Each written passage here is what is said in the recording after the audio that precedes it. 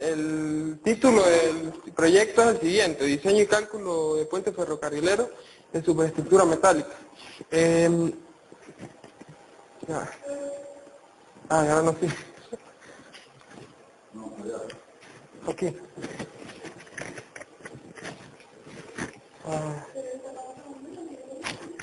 No. ¿Qué pasó?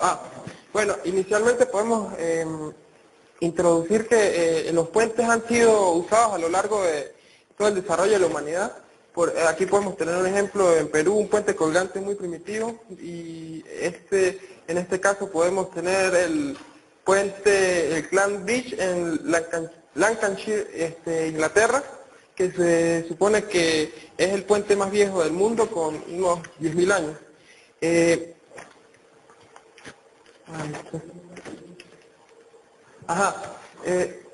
Podemos saber que la construcción de puentes va de la mano con el desarrollo de la ciudad. En este caso podemos hacer el ejemplo del puente Sublicio sobre el río Tíber, lo que originó que Roma creciera demográficamente de una manera muy grande. Asimismo, en Venezuela podemos tenemos el ejemplo del puente Chama, el primer puente sobre el río Chama, que para 1950, antes de la construcción, se consideraba el Vigía como una pequeña aldea de 1.668 habitantes. Y posteriormente a la construcción, 11 años después, había aumentado 431%. Hoy en día se estima que tiene 155.000 habitantes. Entonces, es importante hacer notar que los puentes han ido de la mano con el desarrollo de la población. Podemos plantear el problema con las siguientes premisas que establece Torroja. El problema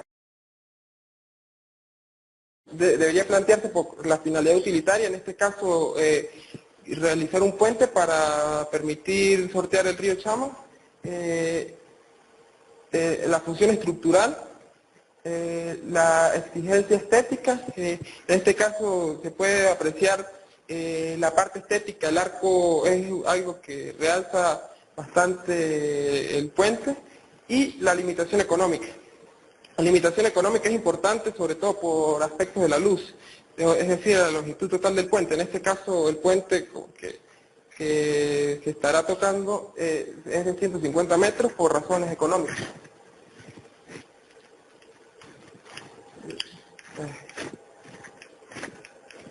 No, voy a tener que echar ratón.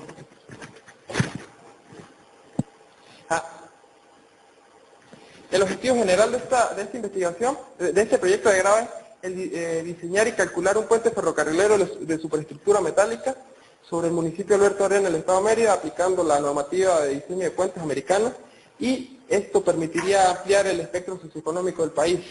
Ese es el objetivo principal y es el que se buscará cumplir de manera más eficiente. Aparte tenemos otros objetivos específicos que son los siguientes.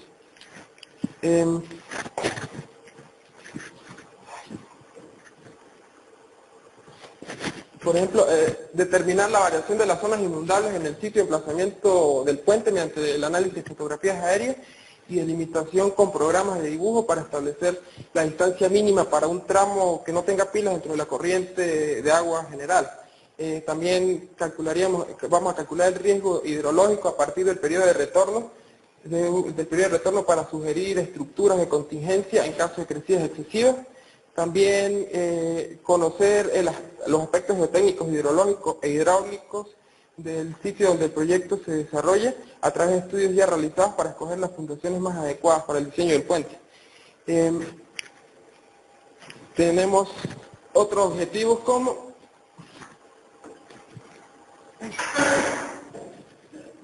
va a tener que pasar. No quería. Ya vamos a tener que hacer porque no sirvió. Parece que hay una... Cuidado, ahí. Parece que hay una...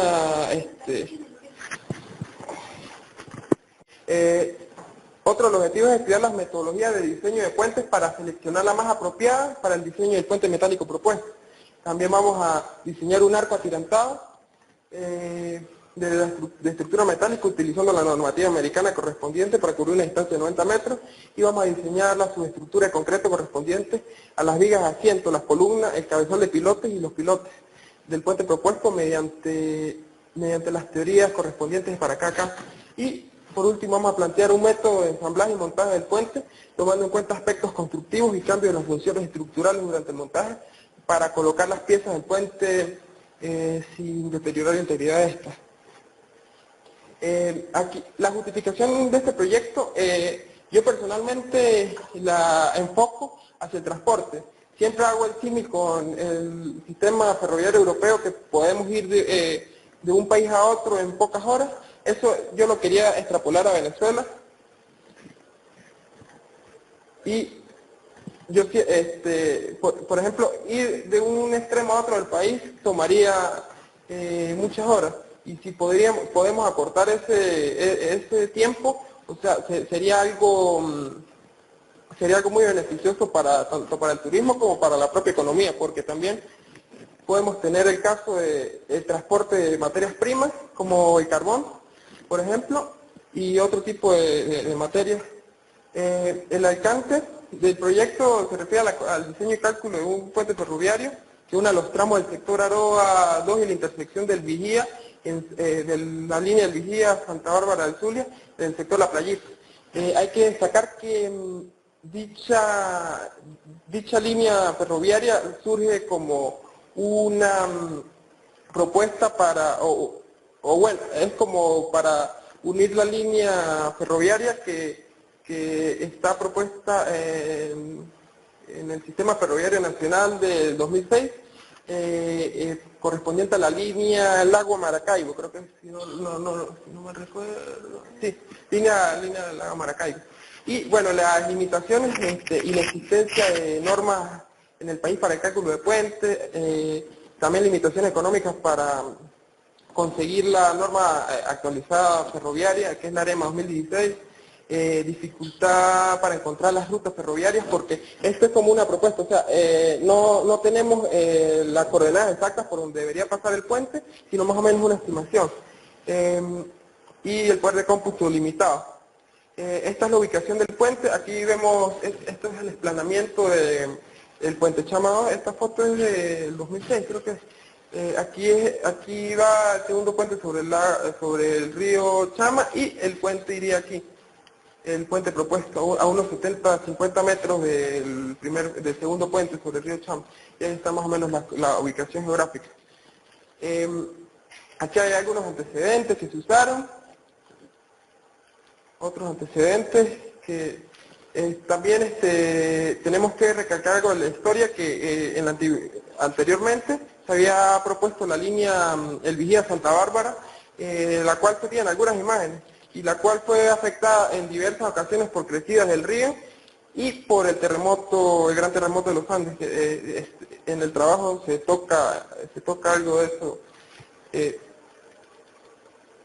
También podemos hablar algo de la teoría de los puentes. Por ejemplo, tenemos el puente simplemente apoyado, que correspondería, por ejemplo, a los primeros tramos. Tenemos el puente simplemente apoyado de varios tramos, y las secciones típicas son estas.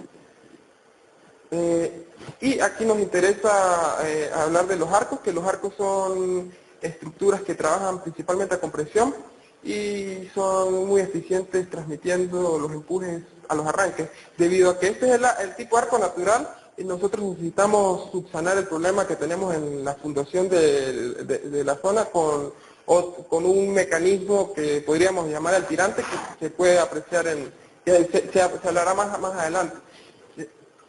Aquí vemos los tipos de arco. Este es el arco utilizado en este caso, que es un arco de tablero inferior. Está el arco de tablero intermedio y el arco de tablero superior. Tenemos los tipos de estribos. En este caso tenemos los estribos con muro voladizo, los estribos con muro de gaviones y estribos con concreto ciclópeo. También tenemos los estribos de tierra armada, que consta de estribos con apoyadero o con estribo perdido, que fue el que se usó en este caso, que son como pilas externas a las escamas de tierra armada. Tenemos las combinaciones de diseño. Estas combinaciones son tomadas de AREMA. Estas son las que se van a usar para el diseño, para el cálculo de las solicitaciones sobre el puente. Estas son es la anotación de las cargas y estas son las combinaciones usadas. Por lo general siempre va a primar esta combinación que es las más favorables. Es como la equivalente a resistencia 1 en la ASTO LRFD. El tipo de investigación es proyectiva porque justamente damos una solución a un problema que tiene la sociedad, que en este caso sería la necesidad de un puente para interconectar la línea del lago Maracaibo. Y el diseño de la investigación es documental. Aquí tenemos los pasos a seguir en el procedimiento metodológico que vamos a ver a continuación. Aquí, esta es la línea del lago Maracaibo, la que hacía referencia. Como vemos, aquí pasa una parte por el vigía. Esto es como una estimación y la propuesta, el puente, o sea, no tiene unas coordenadas exactas en sí con respecto a esto, sino es como una propuesta para si en un futuro se logra realizar. Aquí tenemos que hacer notar algo que en el trabajo no se hizo un análisis especializado de líneas de influencia, sino se tomó en cuenta la envolvente del programa, que el programa considera ya todos estos efectos. Cuando va pasando el tren inicialmente, y después cuando va a la mitad de la locomotora y comienza la carga distribuida, y después cuando toda la carga distribuida está sobre el puente. El programa considera toda la envolvente y la envolvente de todos los efectos, y eso nos facilita mucho el trabajo. Aquí hay unos datos considerados que son extraídos del trabajo de Monsalve y Ramírez, que se podría considerar que es el precursor de este trabajo, ya que era una propuesta parecida pero de concreto preforzado. Y vemos la velocidad de flujo del río, la profundidad máxima, el ancho estable 149, que este es el que va a determinar, en este caso, una longitud económica del puente, porque como vamos a ver más adelante, podría haber sido mucho más largo el puente, pero por la parte económica optamos por eso. Se recomiendan pilotes según el análisis de suelos de 1,38 de diámetro. En este caso, un diámetro comercial que usamos fue 1,50 y a profundidades de 25 metros. El suelo es gravoso con presencia de arena y la topografía es relativamente plana, por lo que necesitamos terraplenes de acceso, que es lo que se dice aquí. Inicialmente hacemos un predimensionado con 6 alternativas, que son 5 tramos de viga de 30 metros, 3 tramos de viga de 50 metros, 2 tramos de 75, 2 tramos de 30 metros con una viga de 90 metros, es decir, en lugar del arco una viga de 90 metros, 2 tramos de 30 metros con una cercha de 90 metros, y la propuesta que se escogió al final, que es 2 tramos de 30 metros y un arco de 90 metros. Todo esto se hizo... Este es el modelo usado para el puente de 30 metros. Se pudo hacer un modelo 3D porque con el programa CCIBRID se podía hacer esto. Y para el arco sí se escogió preferiblemente un modelo plano 2D por razones de cómputo. Este es el modelo de la subestructura. Sí se escogió preferiblemente un modelo plano 2D por razones de cómputo. Este es el modelo de la subestructura. Aquí vemos los resortes para modelar el suelo. Esto es un elemento shell para modelar el encefado, y como frame, y los frames los elementos longitudinales pues son los pilotes y las columnas, las vigas también. Y estos son elementos equivalentes que lo vamos a ver más adelante. Elementos equivalentes a la rigidez del puente. Y los recursos usados son aquí ya entramos en el capítulo 4, que es la parte de resultados. En este caso, para cumplir uno de los objetivos, que era... aquí vemos los resortes para modelar el suelo. Esto es un elemento shell para modelar el encefado, y como frame, y los frames los elementos longitudinales pues son los pilotes y las columnas, las vigas también. Y estos son elementos equivalentes que lo vamos a ver más adelante. Elementos equivalentes a la rigidez del puente. Y los recursos usados aquí ya entramos en el capítulo 4, que es la parte de resultados. En este caso, para cumplir uno de los objetivos, que era hacer un análisis fotográfico para buscar mapas de inundación, tomamos en cuenta fotografías aéreas, en este caso tomadas de Google Earth, y se hizo un mapa de contornos. Aquí podemos ver en color azul el margen del río, y este otro contorno sería como la zona de inundación. Se hizo una medición en la zona donde se quería colocar el puente, que es aproximadamente aquí se ve la figura del puente, y se hizo un análisis para tener más o menos cuánto era el ancho. La próxima. Por ejemplo, este es para 2012, la anterior era para 2006, esta es para 2012. Aquí vemos que el río había tendido a ensanchar mucho más, a 407 metros. La próxima. Esto es para 2015 ya.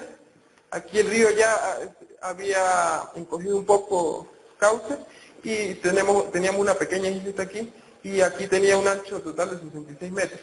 Y bueno, el ancho total de inundación sería 135 metros. Esto en 2017, aquí vemos que la variación del río es tremenda. Lo que se hizo fue, pase la próxima. Esto fue en 2017, después está 2018. 2018, esto fue en febrero creo que fue, y después está el botón lo que se hizo fue hacer como un análisis tomando en cuenta cuál es el ancho del río, el ancho general del río y el ancho total de inundación. Si tomamos en cuenta el ancho total de inundación, daría un puente de 450 metros aproximadamente, lo cual eso habría que resolver mediante una tecnología atirantada o colgante, lo cual era inviable económicamente, por lo que se estableció que el ancho se iba a hacer un puente de longitud igual al ancho estable, que era, bueno, un poco mayor al ancho estable, que el ancho estable es 149 metros, la longitud del puente es 150. Y se estableció un tramo central de 90 metros, que es el arco, porque se estableció más o menos que lo que inundaba el río por lo general, en promedio era aproximadamente 90 metros, entonces lo que se quería era no tener, al menos durante etapas de sequía, que el agua chocando contra las pilas. Es decir, se piensa, claro, esto es algo eso habría que hacer un estudio un poco más especializado, pero se piensa que el agua no va a chocar todo el tiempo, en toda la época del año con las pilas, sino solamente cuando hay una crecida grande. Y claro, también tenemos que considerar que en algún momento va a inundar parte de los estribos, entonces para eso se hizo una estructura de contingencia que se va a ver más adelante. Y se hizo un mapa de contornos. Aquí podemos ver en color azul el margen del río, y este otro contorno sería como la zona de inundación. Se hizo una medición en la zona donde se quería colocar el puente, que es aproximadamente aquí se ve la figura del puente, y se hizo un análisis para tener más o menos cuánto era el ancho. Esto fue en 2017, después está 2018. 2018 esto fue en febrero, creo que fue, y después está lo que se hizo fue hacer como un análisis tomando en cuenta cuál es el ancho del río, el ancho general del río y el ancho total de inundación.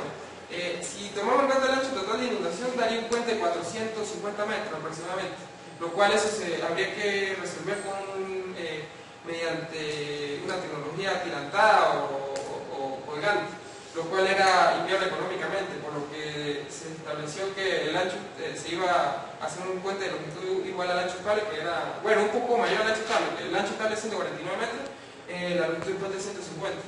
Y se estableció un tramo central de 90 metros, que es el arco, porque se estableció más o menos que lo que inundaba el río por lo general, en promedio era aproximadamente 90 metros, entonces lo que se quería era no tener, al menos durante etapas de sequía, que el agua chocando contra las pilas. Es decir, se piensa, claro, eso es algo muy, eso habría que ser un estudio un poco más especializado, pero se piensa que el agua no va a chocar todo el tiempo, en toda la época del año con las pilas, sino solamente cuando hay una crecida grande. Y claro, también tenemos que considerar que en algún momento va a inundar parte de los estribos, entonces para eso se hizo una estructura de contingencia que se va a ver más adelante. Calculamos el riesgo hidrológico, que el riesgo hidrológico en este caso es 63.4%, pero nosotros deberíamos manejar un riesgo de 5 a 10%, por lo que también era necesario una estructura de contingencia, que un terraplén permeable que se puede apreciar en la maqueta, es como una especie de túnel, que se idealizó como una especie de túnel en la maqueta, pero eso puede ser, también se le pueden, ¿cómo es? Hay un tipo de hierba que evita la erosión, eso también se le puede agregar, aparte de otro tipo de alcantarillas, de manera que cuando hay una inundación muy grande, el agua pueda pasar a través de terraplén y no socave el mismo, no socave la vía del tren. Posteriormente, aquí vemos una tabla de predimensionado de la ASTA, y aquí comenzamos con el predimensionado de las alternativas, de las 6 alternativas. Esta es la sección típica usada, que era de 4.6 metros de ancho. Aquí vemos las cargas. El material usado para la losa era de un concreto de 250 kilogramos por centímetro cuadrado. Y aquí vemos las propuestas atrás del predimensionado. Inicialmente comenzamos con la propuesta de 30 metros, de la viga de 30 metros. Se requirió para el predimensionado una viga de altura de 160 centímetros. Aquí vemos lo que se requiere para el tramo de 30 metros. Estas son las dimensiones requeridas, lo que se tomó en cuenta para los elementos ferroviarios, por ejemplo el balasto, que es la capa de piedra picada, que era de 0,50 metros de altura, la traviesa, los rieles, los muros, y esto es la losa. Y aquí tenemos un resumen de lo que requerían las otras propuestas. Por ejemplo, cuando se requerían vigas de 50 metros, se requerían 2,45 centímetros de altura. Si era de 75 metros, 360, y de 90 metros, 420 centímetros. Claro, esto es una locura, pero de todas maneras se planteó para tener una idea de... Igual si voy a escoger, esta es la propuesta de la cercha. La cercha de 90 metros, como vemos, tenemos una presión de 1223 toneladas, que era lo máximo que se tenía en este caso.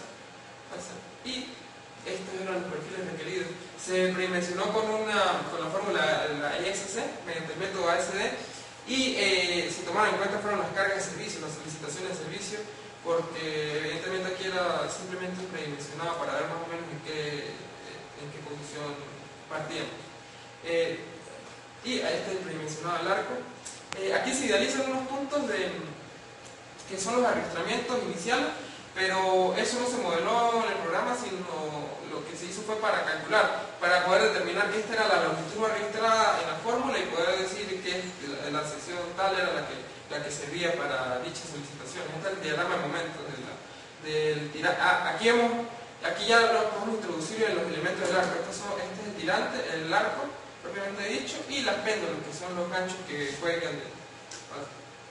Estas son las secciones requeridas inicialmente, que era de 160 centímetros de altura el tirante por 80 centímetros, y el arco aquí en este caso se tomó en cuenta la disección constante de 80 por 80, y láminas muy importante, láminas de 5 centímetros. Estos son los diafragmas usados propuestos inicialmente para los tramos de viga, que iban separados cada 5 metros. Y esto es un esquema de la subestructura requerida. Este es el estribo, que inicialmente era un estribo enroladizo, y esta es las pilas. Inicialmente se tomó en cuenta una pila de 2 columnas.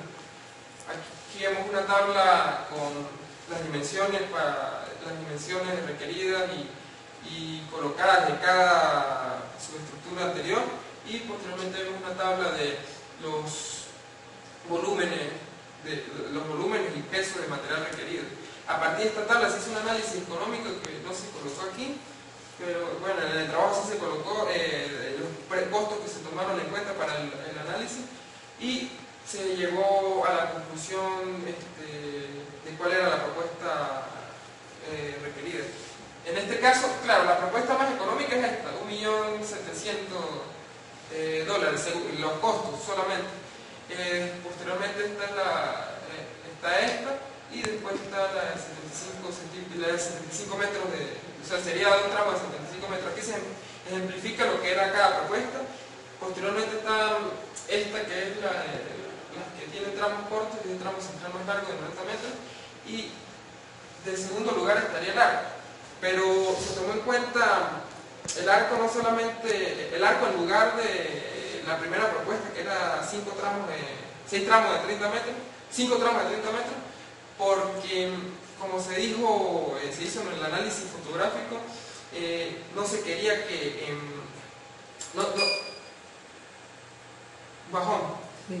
no se quería que el agua chocara con las pilas en todo momento. Y aparte, en la construcción de ese puente de 5 tramos de 30 metros, no sabíamos si teníamos que introducir esas fundaciones en el río, porque, o sea, si tenía un ancho muy grande en ese momento de la construcción, tendríamos que desviar el río, mejor dicho. Entonces podríamos aumentar el costo. Lo que se quería era una opción un poco más rápida, más versátil en este caso, que se pensó personalmente que era el arco, y además estéticamente brindaba mucho mejor aspecto. Aquí comenzamos ya con la propuesta elegida. Como dijimos, eran 2 tramos de 30 metros y uno de 90 metros. Aquí comenzamos con el cálculo de la losa del tramo de 30 metros.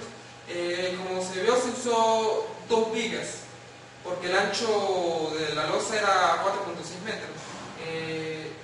Más adelante voy a explicar por qué no se usaron más. Eso tiene una connotación respecto a la norma. Aquí se ve el modelo de la losa usada. Estos apoyos corresponden a las vigas, y hice un análisis por ancho unitario. Este es el diagrama de momento, y a partir de la teoría simple de concreto armado, podemos determinar que para la sección escogida de la losa se podía usar armadura sencilla, es decir, armadura solamente en la parte inferior. Dicha losa se escogió de 30 centímetros, porque inicialmente se había planteado 25 centímetros, pero se hubiese requerido armadura doble, entonces aumentó un poco, se aumentó 5 centímetros. Aquí vemos la fórmula usada para el cálculo del acero, y este fue el acero colocado. Se hizo también un chequeo para el control de grietas, y se chequeó el acero mínimo en la parte superior, de manera que no hubiese agrietamiento. Y como se puede apreciar en este chequeo, el acero colocado inicialmente como mínimo no fue suficiente, entonces se debió aumentar un poco para poder cumplir con el criterio de agrietamiento, es decir, que la parte superior no se agrietara, que la resistencia fuese mayor a la concentración de completo. Y este es el desviese de la losa. Se usa cabillas de 1 pulgada cada 18 centímetros abajo, y cabillas de 5 octavos cada 20 centímetros arriba, porque las mayores solicitaciones están en la parte inferior. Posteriormente calculamos el riesgo hidrológico, que el riesgo hidrológico en este caso es 63.4%, pero nosotros deberíamos manejar un riesgo de 5 a 10%, por lo que también era necesario una estructura de contingencia, que es un terraplén permeable que se puede apreciar en la maqueta. Es como una especie de túnel, que se idealizó como una especie de túnel en la maqueta, pero eso puede ser También se le pueden, ¿cómo es? Hay un tipo de hierba que evita la erosión, eso también se le puede agregar, aparte de otro tipo de alcantarillas, de manera que cuando hay una inundación muy grande, el agua pueda pasar a través del terraplén y no socave el mismo no socave la vía del tren. Posteriormente, aquí vemos una tabla de predimensionado de la asta, y aquí comenzamos con el predimensionado de las alternativas, de las fijas alternativas.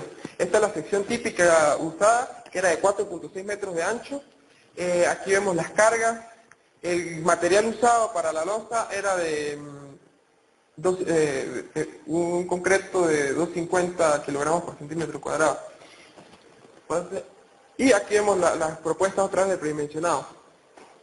Inicialmente comenzamos con la propuesta de 30 metros, la viga de 30 metros. Se requirió para el predimensionado una viga de altura de 160 centímetros.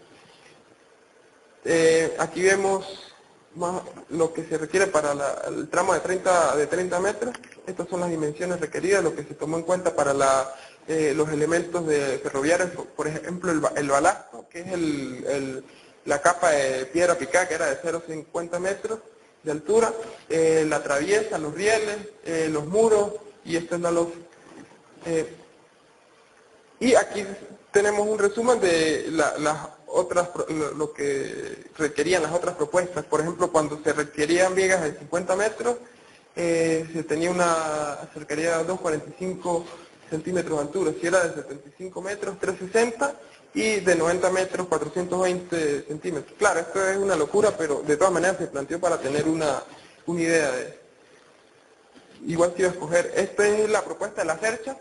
La cercha de 90 metros, como vemos, tenemos una tracción de 1.293 toneladas, que era lo máximo que se tenía en este caso. Y estos eran los perfiles requeridos. Se predimensionó con la fórmula, la ESC, mediante el método ASD, y se tomaban en cuenta fueron las cargas de servicio, las felicitaciones de servicio, porque evidentemente aquí era simplemente un predimensionado para ver más o menos en qué posición partíamos. Y este es el predimensionado al arco. Aquí se idealizan unos puntos que son los arrastramientos iniciales, pero eso no se modeló en el programa, sino lo que se hizo fue para calcular, para poder determinar que esta era la longitud no arrastrada en la fórmula y poder decir que la sección tal era la que servía para dichas solicitaciones. Este es el diagrama de momentos del tirante. Aquí ya nos podemos introducir en los elementos del arco. Este es el tirante, el arco propiamente dicho, y las péndulas, que son los ganchos que cuelgan Estas son las secciones requeridas inicialmente, que era de 160 centímetros de altura el tirante por 80 centímetros, y el arco aquí en este caso se tomó en cuenta la sección constante de 80 por 80, y láminas muy importante, láminas de 5 centímetros. Estos son los diafragmas usados propuestos inicialmente para los tramos de viga, que iban separados cada 5 metros. Y esto es un esquema de la subestructura requerida. Este es el estribo, que inicialmente era un estribo en voladizo, y estas es las pilas. Inicialmente se tomó en cuenta una pila de 2 columnas. Aquí vemos una tabla con las dimensiones requeridas y colocadas de cada subestructura anterior, y posteriormente vemos una tabla de los volúmenes y pesos de material requerido. A partir de esta tabla se hizo un análisis económico que no se colocó aquí, pero bueno, en el trabajo sí se colocó los costos que se tomaron en cuenta para el análisis, y se llegó a la conclusión de cuál era la propuesta requerida. En este caso, claro, la propuesta más económica es esta, $1.700.000, los costos solamente. Posteriormente está esta, y después está la de 75 metros o sea, sería 2 tramos de 75 metros. Aquí se ejemplifica lo que era cada propuesta. Posteriormente está esta, que es las que tienen tramos cortos y un tramo central más largo de 90 metros, y de segundo lugar estaría el arco. Pero se tomó en cuenta el arco, no solamente, el arco en lugar de la primera propuesta, que era 6 tramos de 30 metros, 5 tramos de 30 metros, porque, como se dijo, se hizo en el análisis fotográfico, no se quería que, bajón, no se quería que el agua chocara con las pilas en todo momento, y aparte en la construcción de ese puente de 5 tramos de 30 metros, no sabíamos si teníamos que introducir esas fundaciones en el río, porque, o sea, si tenía un ancho muy grande en ese momento de la construcción, tendríamos que desviar el río, mejor dicho.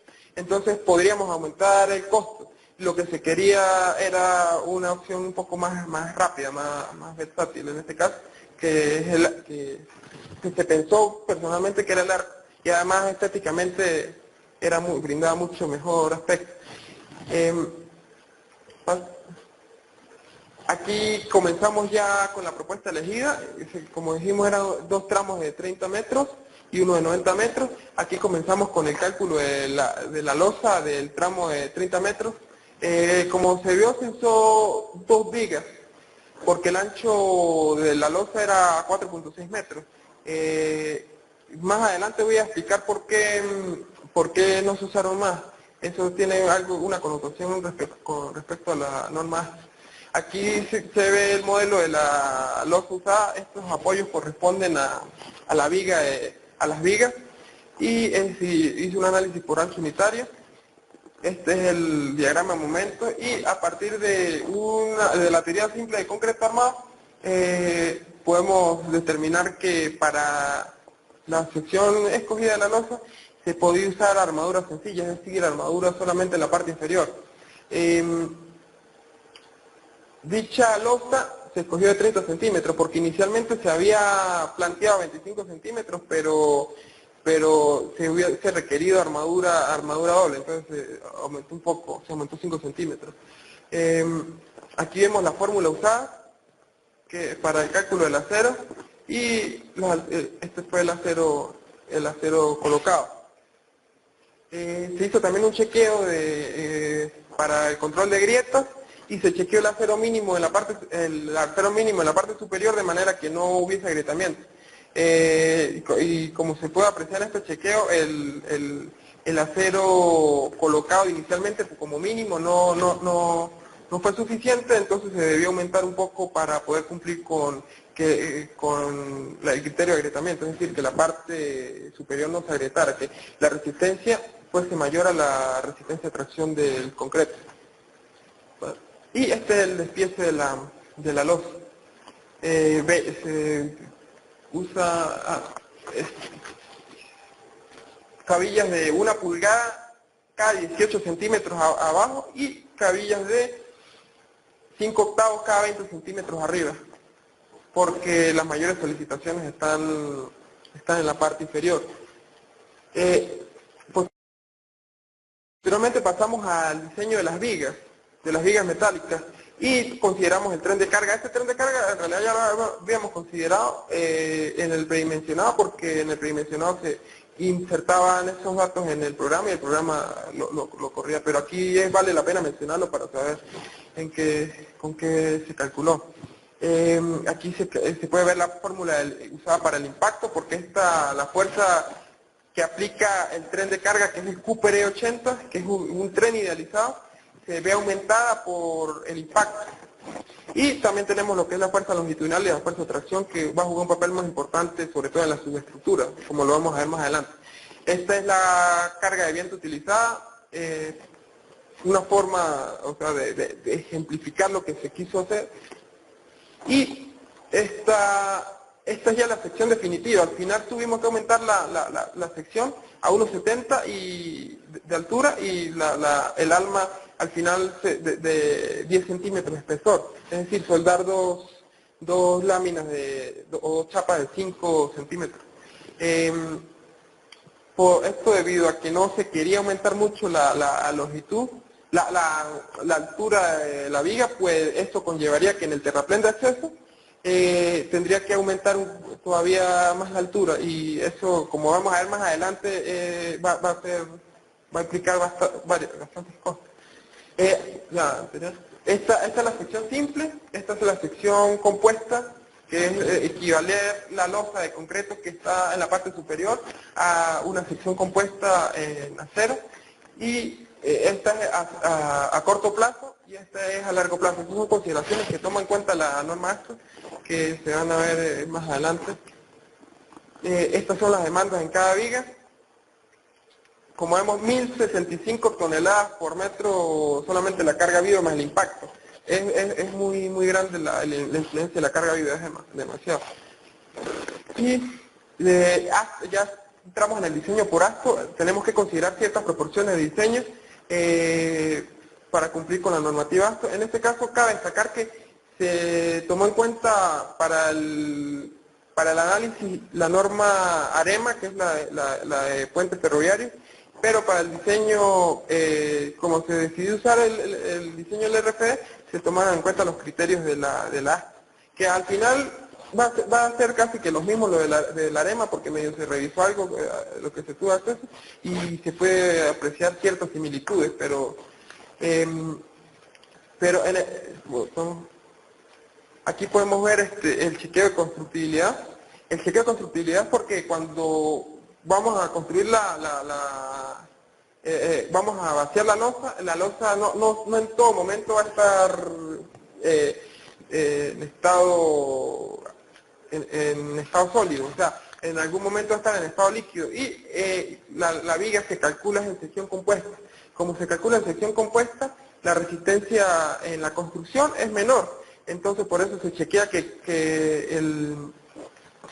los esfuerzos en la viga durante la construcción no excedan a los máximos permitidos por el vaciado de la losa, por el traslado de los obreros encima, etcétera. Y pasa perfectamente. También chequeamos la fatiga. En este caso, como está sometido a flexión y en la parte inferior hay tracción debido a la flexión, chequeamos la fatiga en este punto y debemos chequear que esto sea menor o igual al esfuerzo admisible por fatiga, que esto sí se extrajo del AREMA. 1687 kilogramos por centímetro cuadrado es lo admisible y da 666, está perfecto. Una cosa importante, en la fatiga se tomó en cuenta es la carga viva, porque es la carga que puede inducir fatiga. Las otras cargas ya no tienen cierta variabilidad. Aquí vemos el estado límite de resistencia. Estos son chequeos que hay que realizar también según AREMA. Y aquí vemos las propiedades de la sección, que en realidad se podría decir que son las fuerzas ejercidas por cada elemento. Dependiendo de las fuerzas podemos calcular lo que es una profundidad del eje neutroplástico y un momento plástico para poder determinar posteriormente lo que es la resistencia total de la sección, que sería la resistencia de esta sección. Aquí se puede apreciar la sección con ancho tributario y las profundidades tomadas para aplicar esta fórmula. Esto está bien explicado en la... Y aquí la utilidad, esto es importante porque aquí se debe cumplir esta desigualdad. En este caso, claro, se cumple perfectamente, pero durante el proceso de diseño se probaron varias alternativas, se probaron muchas alternativas y cuando se hacía el diseño, en el programa en este caso, daba un error.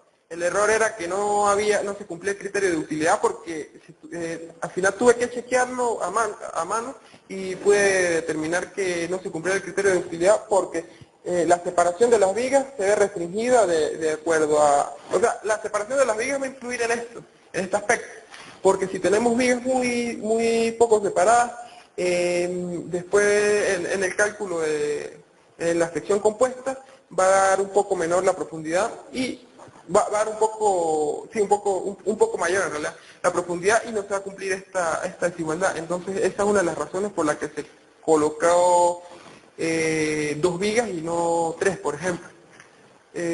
Aquí vemos el cálculo del momento resistente mediante esta fórmula, porque se cumple esto, y se tiene que, por cálculos a mano, que la demanda de capacidad es de 85%. Es decir, estaríamos exigiendo por la combinación de resistencia el 85% de la capacidad de la viga en sección compuesta. Pero si hacemos el chequeo del programa da 90%. Esto se debe a que en el programa no se modela lo que es el acero superior por retracción de temperatura en la losa. Y eso contribuye, como podemos ver, contribuye algo en la resistencia. Entonces esa es la razón por la que en el programa que da que la demanda de capacidad es un poco mayor, es 90%, que está más exigida la viga. Calculamos el corte. De todas maneras voy a mencionarlo, pero el corte está ya, o sea, es muy alta la capacidad. Da un 58% de capacidad. Se chequea que la sección sea compacta. La sección en efecto es compacta porque el alma es de 5 centímetros de espesor. O sea, por corte estamos... ¿no? Y aquí está el chequeo del programa por corte. También se hizo el diseño de los conectores de corte mediante esta fórmula. Eso está mejor explicado en el programa, pero por razones de tiempo no se va. Esta es la tabla en la que se calcula la separación de cada conector. Y aquí se ve un esquema de los conectores de corte. Los conectores de corte se basan en este caso, perfiles UPN de 24 centímetros de largo que se van a conectar transversalmente en la viga, como se ve aquí, este es el corte transversal. Y aquí se puede apreciar la distribución del acero, y este es el acero principal. Y estos son los aceros a los que me hacía referencia, que ayudan a aumentar la resistencia de la losa. Estos son los diafragmas. En los diafragmas se prefiere principalmente colocar en los extremos una viga HB400, creo. Y en las partes intermedias sí el diafragma convencional de tipo K invertido. Esto no solamente porque da mayor estabilidad respecto a cargas sísmicas, sino también porque permite con 3 gatos de 70 toneladas levantar el puente para mantenimiento del aparato de neopreno. Este es diseño. Aquí pasamos al diseño de los rigidizadores. Si nos podemos analizar, en teoría no, debido a la sección no requeriría. Sin embargo, la ACTO exigía que se calculen los rigidizadores, que son las láminas que vamos atrás, que son estas láminas que van a los apoyos. Esto es para evitar que hayan abolladuras debido a cargas concentradas, que como aparecen en los apoyos. La sección es bastante compacta, pero de todas maneras se diseñaron. Aquí pasamos al diseño de los deslizadores. Si nos podemos analizar, en teoría de la sección no requeriría. Sin embargo, la ACTO exigía que se calculen los deslizadores, que son las láminas que son estas láminas que van a los apoyos. Esto es para evitar que haya abolladuras debido a cargas concentradas, que como aparecen los apoyos. La sección es bastante compacta, pero de todas maneras se diseñaron. Y vamos por los apoyos elastoméricos que se diseñaron para soportar una carga de servicio y tener un esfuerzo máximo de 87.9 kilogramos por centímetro cuadrado. A partir de este esfuerzo se determinó el área requerida para los apoyos, y mediante una serie de análisis muy larga se estableció que el apoyo debería tener 40 centímetros por 80. Esto es porque el ala de la viga tiene 80 centímetros de manera cuadrada con el apoyo, aunque se podría colocar un poco menos. Y la altura del apoyo es de 6.6 centímetros. Y como podemos observar, son 4 capas caucho o de neopreno y unas 3 capas de acero de 2 milímetros. Y aquí podemos observar la vista en planta del apoyo. En la soldadura. Y vamos con los apoyos elastoméricos que se diseñaron para soportar una carga en servicio y tener un esfuerzo máximo de 87.9 kilogramos por centímetro cuadrado. A partir de este esfuerzo se determinó el área requerida para los apoyos y mediante una serie de análisis muy largos se estableció que el apoyo debería tener 40 centímetros por 80. Esto es porque el ala de la viga tiene 80 centímetros de manera cuadrada con el apoyo, aunque se podría colocar un poco menos. Y la altura del apoyo es de 6.6 centímetros. Y como podemos observar son 4 capas de caucho o de neopreno y 3 capas de acero de 2 milímetros. Y aquí podemos observar la vista en planta del apoyo. En la soldadura, aquí planteamos también la soldadura de las láminas para unir las piezas del ala, porque el ala estaría compuesta por 2 láminas de 5 centímetros y se plantea hacer unos biseles que vamos a ver más adelante. Atrás.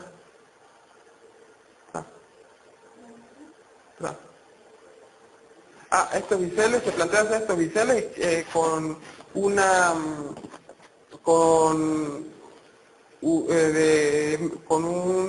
espesor de media pulgada. También se plantea aquí, en este caso, se pueden plantear soldaduras filet o se puede biselar con espesor también de media pulgada. Esto en principio va a trabajar de la misma manera prácticamente. Y para unir las alas en los empalmes se plantea penetración completa porque aquí sí debería diseñarse por capacidad. ¿La anterior? La anterior. Porque en los empalmes necesitamos tomar en cuenta estas combinaciones de momento y fuerza cortante que hay en las distancias de cada empalme, porque se supone que podríamos unir las piezas cada 6 metros. Y ahí sí se debería diseñar por capacidad. Entonces por eso se plantea penetración completa. En cambio en las alas se podría hacer penetración parcial con media pulgada, no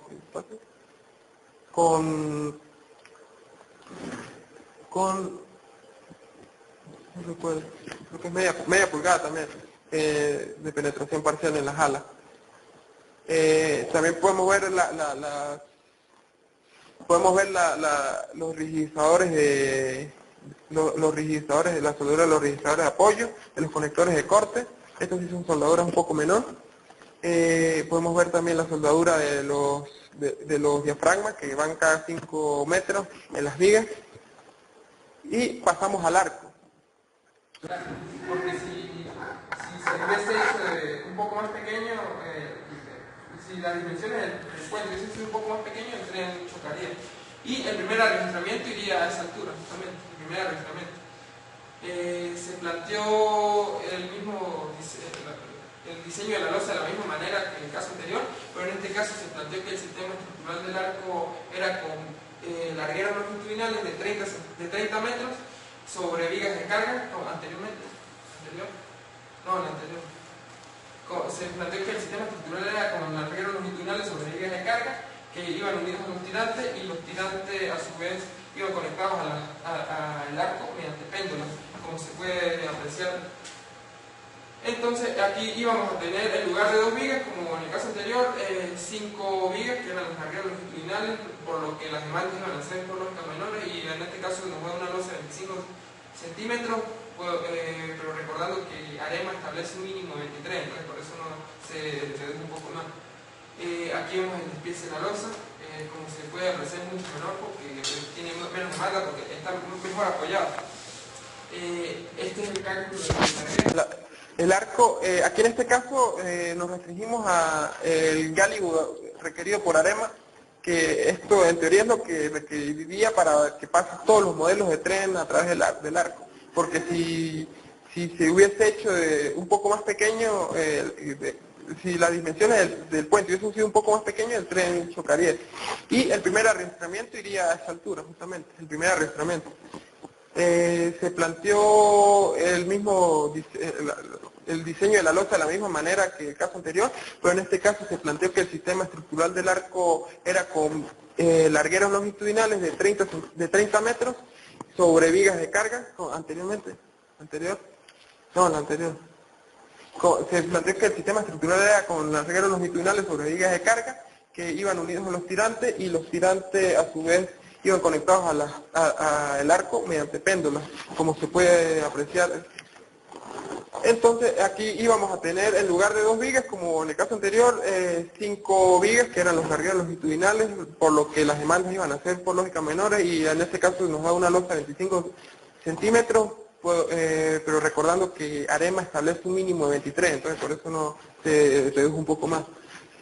Aquí vemos el despiece de la losa, como se puede apreciar es mucho menor porque tiene menos demanda, porque está mejor apoyado.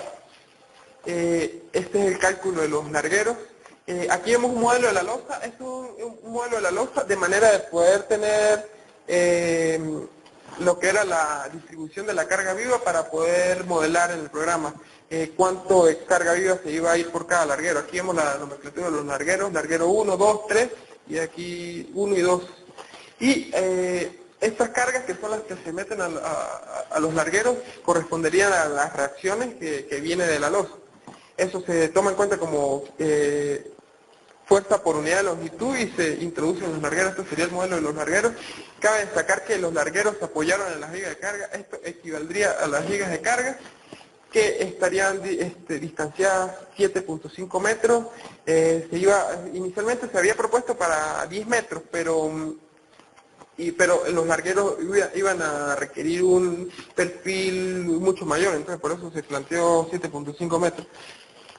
Y estas son las demandas. En este caso el análisis determinó que el larguero más solicitado era el larguero 2, y aquí se tienen las demandas por cada... Este es el mismo análisis hecho anteriormente. Se usó un perfil HB550, un perfil comercial, en este caso no se va a construir, y aquí se tiene la viga con ancho tributario. Esta es la sección compuesta a corto plazo, esta es la sección compuesta a largo plazo, que se usa en el análisis más... estos son las demandas de cada larguero. Se hicieron los mismos análisis de chequeo de límite de proporción, también el de constructibilidad, todo evidentemente pasó, y posteriormente tenemos lo que es la fatiga. Aquí en este caso tenemos fatiga en la parte inferior y en la parte superior, porque debido a la curvatura del diagrama, en algunas partes, atrás, en algunas partes tenemos tracción aquí, y en otras partes tenemos tracción donde se apoyan las vigas. Entonces tenemos que chequear esas zonas donde haya tracción para la fatiga.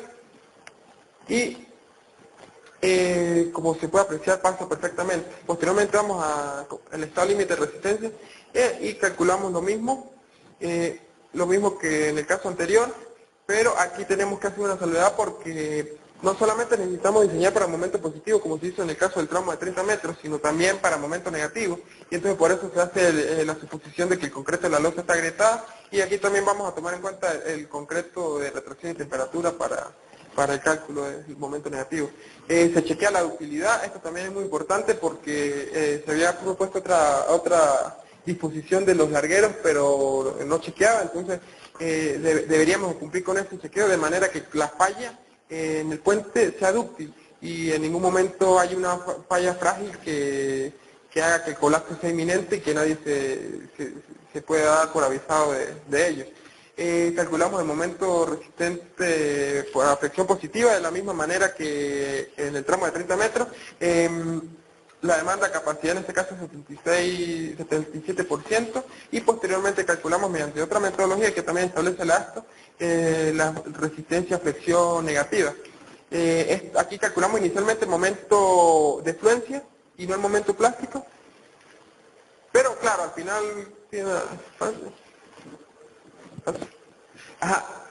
tenemos que cumplir ciertos requisitos y multiplicamos, el momento de influencia que calculamos anteriormente se multiplica por un factor que es RPLC, que se denomina factor de plastificación del alma, que ese factor determina la capacidad que tiene el alma de la viga de plastificarse.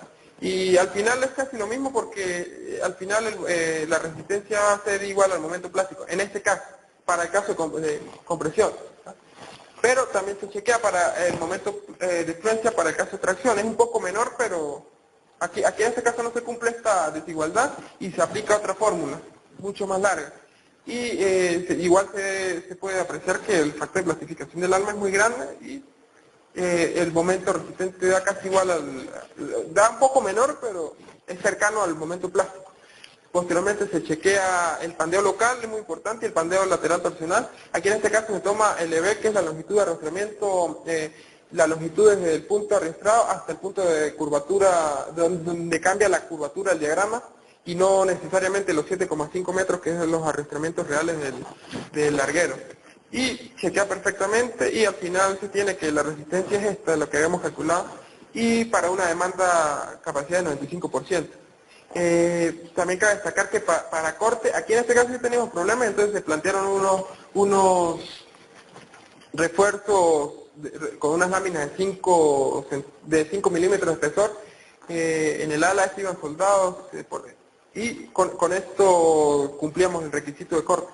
Se soldaban esta longitud para poder cumplir el requisito de corte. Calculamos también los conectores de corte de la misma manera,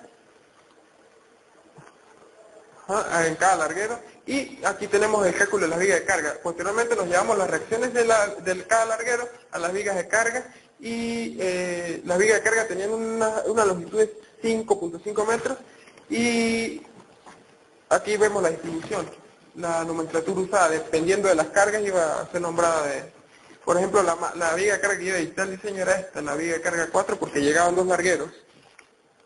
Y aquí vemos las cargas aplicadas, es un impacto de 35% en este caso porque era un elemento corto. Y estas son las secciones transversales, perfiles de 1,10 de altura, pero hay que hacer la salvedad que en la viga de carga 4 se usó un ancho de alma de 50 centímetros, en cambio en la viga de carga 1, 2 y 3 de 40 centímetros. Se chequeó el estado del servicio. Pasaba perfectamente, y aquí en este caso no tenemos que chequear constructibilidad porque esta no sería una sección que estaría bajo una losa de concreto, sino estaría bajo los largueros. También se chequeó la fatiga porque hay un momento positivo y habría que chequear la presión, da perfectamente. Aquí vemos los diagramas de momento. La curvatura evidentemente hacia abajo, hay tracción por abajo, y el estado límite de resistencia. Aquí hay que aplicar un procedimiento parecido al que se aplicó anteriormente en los largueros, porque es una sección no compuesta, y se calculó el momento de influencia, se calculó el factor de plastificación del alma, y al final la demanda de capacidad da 99.6%. Ahora sí pasamos al diseño del arco propiamente dicho. El sistema arco y tirante. La directriz del arco viene de esta fórmula, que es de la fórmula de Timochenko y Young, y aquí vemos los puntos que se usaron para modelar en el programa. Este es el modelo usado para el arco, y aquí vemos el origen del sistema de coordenadas. Estas son las cargas, que estas vendrían siendo las reacciones de la viga de carga. Y claro, estas cargas vivas que se usaron aquí no necesariamente van a ser así, o sea, pues aquí se estaría tomando como el efecto más severo, pero lo que pasa es que como se hizo un modelado plano, aquí se dificultó el análisis, entonces se tomaron en cuenta, fueron estas que correspondían a las reacciones de las vigas de carga. Estas son las cargas de viento empleadas. Las demandas, aquí cabe destacar que estas son las demandas del tirante que está sometido a flexotracción, y tenemos también las cargas del arco, que el tirante está sometido a flexotracción porque evidentemente como el arco está trabajando a tracción para equilibrar las fuerzas del arco, el tirante tiene que estirarse. Entonces, y debido también al peso que ejerce el tren y todas las cargas, él tiende a flexionar. El arco está compuesto por lo que se llama aquí dovelas extremas, que son unas dovelas de 80 por 90 que se van a ver posteriormente, que son hasta cierta longitud, y las dovelas centrales, que son unas que disminuyen un poco la altura de la sección y están en esta parte.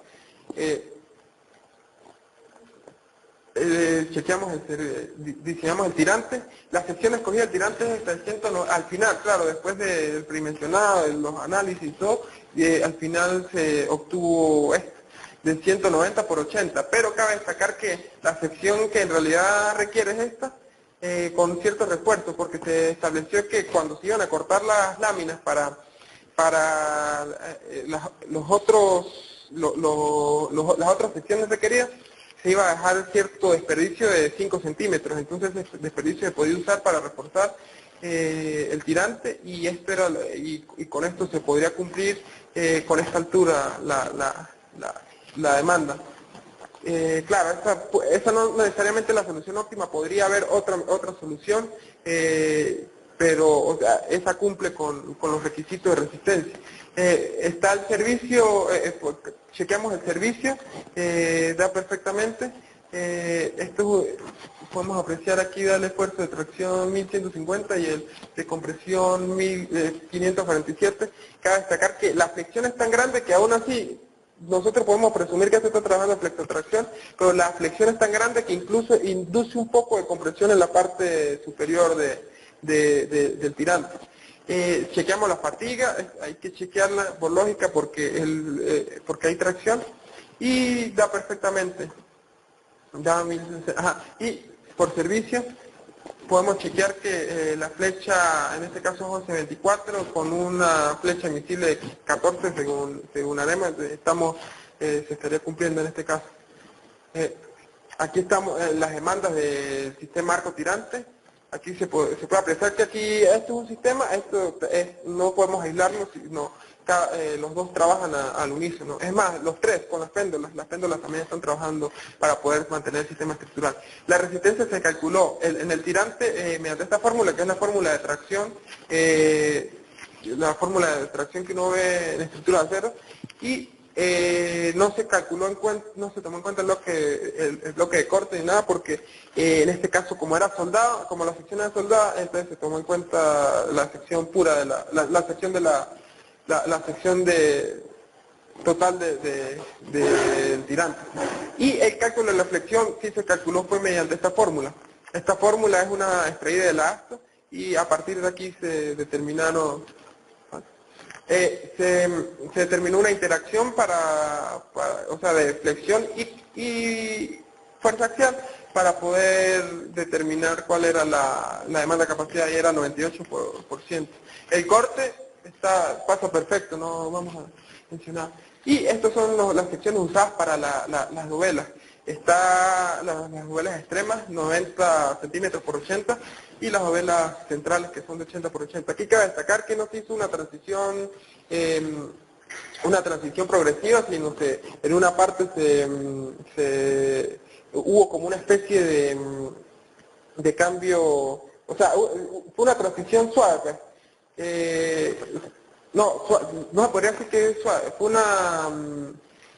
no fue un cambio brusco, porque se hizo un cierto trabajo en los planos para evitar que hubiesen ciertas concentraciones de esfuerzo, pero no fue algo como en lo que se ven los arcos de concreto rebajados convencionales, que hay una transición progresiva que continúa hasta la clava.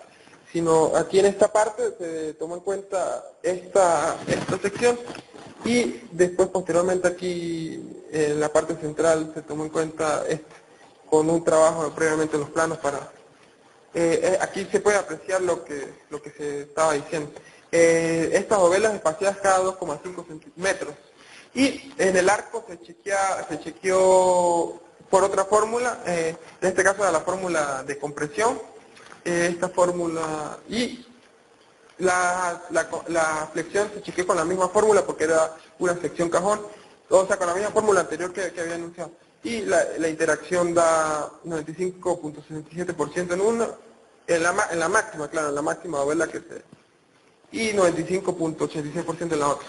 Posteriormente, cabe destacar que esto tiene otra complicación, porque es que esto tiene, como es un elemento sometido a flexocompresión, hay que considerar los efectos de segundo orden, que los efectos de segundo orden es un incremento en el momento, debido a cuando hay combinación de flexión y compresión. Se tomaron en cuenta dichos efectos, se calculó el factor de amplificación y posteriormente se amplificó el momento. Y al final la demanda de capacidad aumentó a 97.8% en otra y 99% en la parte central, en la dovela con mayor demanda. También se hicieron otros chequeos que establece la ACTO, que referentes a la esbeltez del alma y la esbeltez del ala. Esos chequeos pasaron perfectamente. Y en las péndolas inicialmente se habían diseñado eran 27 cables de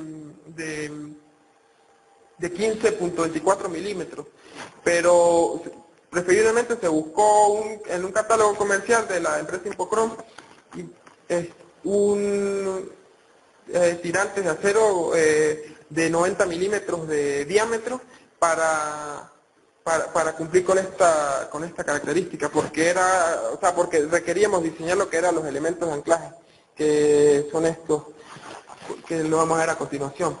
Estos se diseñaron a tracción, los elementos de anclaje son láminas, simplemente láminas soldadas, tiene los orificios para insertar las barras que van con una tuerca, son de 90 milímetros, al final con cuatro barras podemos podemos cumplir el requisito de péndulo. Aquí vemos, esta es la vista de frente y esta la vista de planta. Aquí podemos apreciar, claro, aquí en la maqueta se colocó dos por razones de... Aquí vemos la otra vista. Y también se hizo un chequeo por viento, pero aquí lo que se hizo fue considerar como una viga Birendel, o sea, como ver en planta, y considerar esto como si fuese una viga Birendel, de manera que pudiésemos idealizar la carga que estuviese actuando en este sentido, que sería la carga de viento. Se tomaron en cuenta la sección plástica en ese sentido y claro, también se tomó en cuenta que la influencia de la carga, eso mediante otras combinaciones que aquí en este caso no lo uso porque son muy largas, pero en el trabajo sí se explica. Aquí están los arrastramientos colocados, se pueden apreciar primero a 15.8, este es el primer arrastramiento, este es el arrastramiento crítico, este es el que tiene que garantizar que el tren pase por aquí. Posteriormente, espaciados cada 8 metros, que son los siguientes. Eso era, se colocaron vigas HB 400. Y también se colocaron unos rigidizadores en la sección transversal del tirante. Aquí se aprecian. Y esta es la distribución. Aquí esta parte es crítica porque aquí es donde va el apoyo especial que se diseñó para este puente y aquí como es la zona donde hay más esfuerzos concentrados, se debía evitar que aparecieran a toda costa abolladuras debido a esfuerzos excesivos.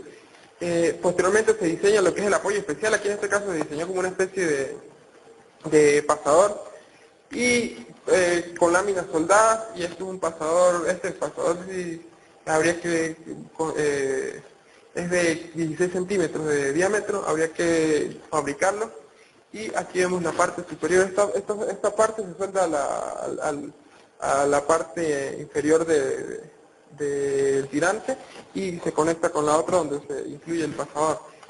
Y aquí vemos, esta es la vista transversal, y aquí vemos los pernos, se usaron al final 8 pernos de 1,5 embebidos 40 centímetros para cumplir con los requisitos. La norma AREPMA establece que como mínimo 4, pero debido al corte se estableció que requerían. Esta otra propuesta se dejó montada, sería hecha con un aislador sísmico, pero el problema es que requería una base un poco más ancha, entonces habría que hacer un trabajo. Ahí había que trabajar y tal vez ensanchar un poco el ancho de la viga de apoyo. Aquí aquí podemos apreciar la soldadura. Esta es la soldadura de los largueros a las vigas de carga, las soldaduras de las vigas de carga que también son construidas. Son muchas cosas que no voy a poder tocar, pero aquí vemos, esta es la soldadura en el tirante de la lámina del ala con la lámina del alma, con esta de penetración parcial. Y también calculamos el empalme, la soldadura del empalme. Se determinó que para el ala también requería penetración total y para el alma era penetración parcial. Y aquí vamos con la subestructura. La subestructura, estas son las alturas requeridas de las columnas, y esta es la nomenclatura que se le dio. Este sería el estribo perdido 1, la pila 2, pila 3 y estribo perdido 4. Estas son las reacciones que vienen del análisis de la superestructura. Aquí vemos las reacciones y unas excentricidades que se tomaron en cuenta debido a la posición relativa de la... Aquí vemos la distribución de las fuerzas de frenado. El frenado aquí es importante porque va a definir mucho lo que es el tamaño de la columna, porque como vemos aquí tenemos 115 toneladas de puro por el frenado. Claro, es un frenado probable, pero no necesariamente se dé en algún momento, pero es posible. Aquí vemos las cargas que se tomaron en cuenta, las cargas de viento. Aquí sí se tomó en cuenta todo lo del viento y lo del sismo, las longitudinales, las transversales. La presión hidrodinámica también se tomó. Este es el espectro del diseño del sismo, de la norma de William Lobo Quintero, la propuesta de norma. Y aquí es un modelo idealizado. Esto es lo que se hizo, que se equivalió esto a esto. Se planteó que esto era un elemento frame que tenía las propiedades de esta viga, y que en realidad estos son tres elementos. Uno aquí, que correspondería a esta parte, otro central que correspondería a esta, y otro que correspondería a esta. Que se puede apreciar aquí. Se tomaban las propiedades, se tomó como una especie de corte aquí, que sería este, y otro corte aquí, que era como un promedio entre las secciones del arco para poder equivaler eso a un modelo lineal. El problema es que si se hacía un modelo 3D de todo, no iba a correr. Entonces no. Y estas son las consideraciones geotécnicas. De acuerdo a la descripción hecha en la tesis de Gonzalo y Ramírez, se hizo más o menos una descripción.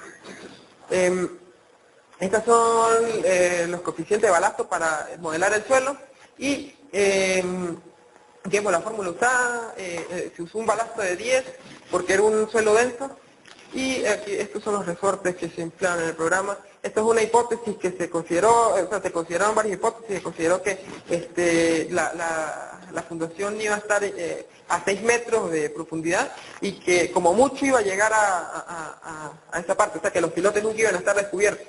Que se hicieron varias consideraciones que se pueden ejemplificar mejor y esta es el modelo 3D. Aquí vemos el modelo, este es el encepado, y los pilotes, estos son resortes que equivalen a las propiedades del suelo, de acuerdo a la tabla anteriormente mostrada. Y estas son las combinaciones más favorables usadas.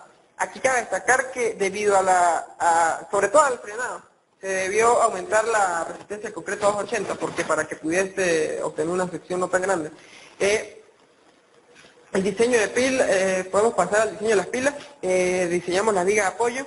Las vigas de apoyo tienen 160 centímetros de ancho y 150 de altura.